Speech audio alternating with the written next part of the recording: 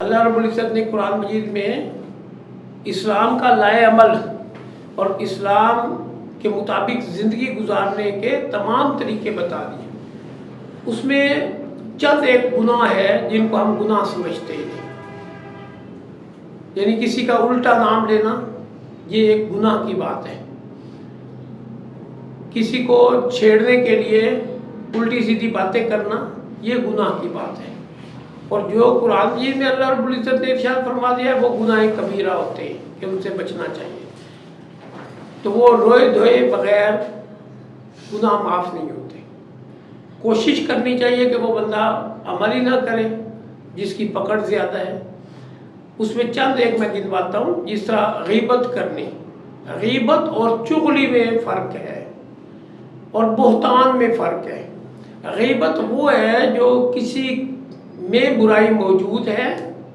اور وہ ایسی برائی ہے جس کا آپ ذکر کریں گے لوگوں کے سامنے تو لوگوں کے سامنے وہ ڈی گریڈ ہوگا، اس کی انسلٹ ہوگی، ایسی بات جو اس میں موجود ہے، جیسے وہ جھوٹ بولتا ہے، آپ نے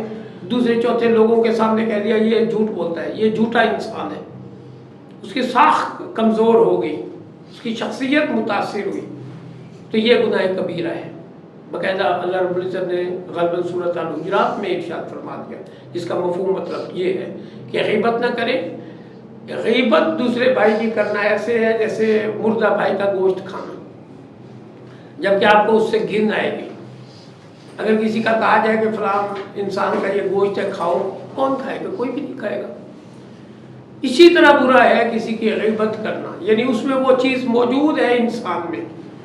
وہ جھوٹ بولتا ہے، آپ لوگوں نے سب کے سامنے کہہ دیا وہ جھوٹ بولتا ہے، یا وہ چوری کرتا ہے، اس میں عادت ہے، آپ نے سب کے سامنے کہہ دیا بھئی یہ چور ہے، یہ چوری کرتا ہے، اس نے فلاں چیز چرائی تھی، اس نے ایسے کیا تھا، وہ ہوتی ہے غیبت۔ ایک ہوتی ہے چغلی کرنا، کہ جس کو ایک دوست کو دوسرے دوست پر بڑا مان ہے، اعتماد ہے،